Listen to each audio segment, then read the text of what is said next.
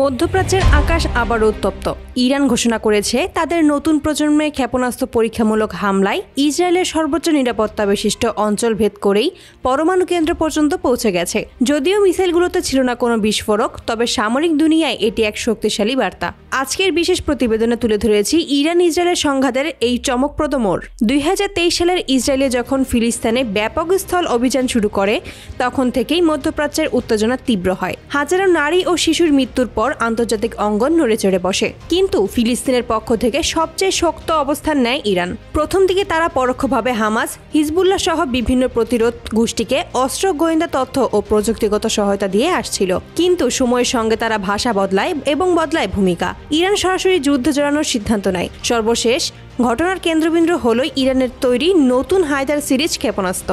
ইরানের দাবি দূরপাল্লার এই মিসাইলগুলো আধুনিক রাডার অ্যাভয়েডিং প্রযুক্তি সম্পন্ন, যেগুলোকে থামানো প্রায় অসম্ভব। পরীক্ষামূলক হামলার রাতে ইরান একযোগে কয়েক ডজন মিসাইল ছোড়ে। আয়রন ডোম সক্রিয় হলেও এবার পরিস্থিতি ছিল ভিন্ন।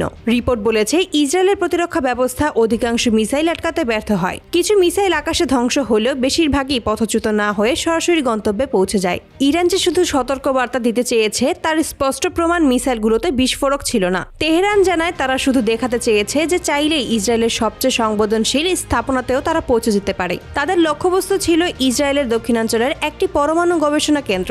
মিসাইলটি ভবনের বাইরের নিরাপত্তা বেল্ট ভেদ করে সীমান্ত ভাগে আঘাত হানে। বিস্ফোরণ না থাকায় বড় কোনো ক্ষতি হয়নি, তবে ঘটনার প্রতীকী গুরুত্বই সবচেয়ে বেশি। ঘটনার পরপরই ইসরায়েলের প্রধানমন্ত্রী বেঞ্জামিন নেতানিয়াহু জরুরি নিরাপত্তা বৈঠক ডেকে উদ্বেগ প্রকাশ করেন। ইসরায়েলি সামরিক বাহিনীর দাবি রাষ্ট্রের পরমাণু স্থাপনা সম্পূর্ণ নিরাপদ, তবে তারা স্বীকার করেছে যে এই হামলায় আয়রন ডোমের সীমাবদ্ধতায় স্পষ্ট হয়েছে। সামরিক বিশ্লেষকদের মতে ইরানের এই পদক্ষেপ ইসরায়েলকে শুধু সামরিক নয়, মনস্তাত্ত্বিক চাপেও ফেলেছে। কারণ এই প্রথমবার কোনো শত্রু দেশ ইসরায়েলের পরমাণু এলাকা পর্যন্ত পৌঁছতে সক্ষম হলো। যুক্তরাষ্ট্র পরিস্থিতিকে অত্যন্ত উদ্বেগজনক বলে আখ্যা দিয়েছে।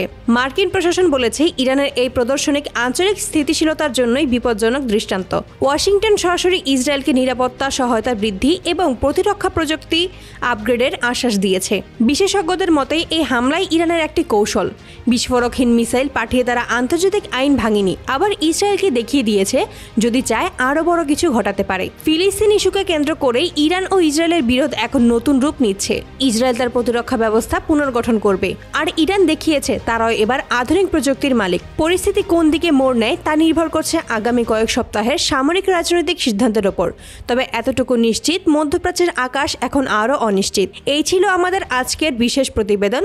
এমন আরও আন্তর্জাতিক বিশ্লেষণ ও নতুন তথ্য পেতে চ্যানেলটি সাবস্ক্রাইব করে পাশেই থাকুন।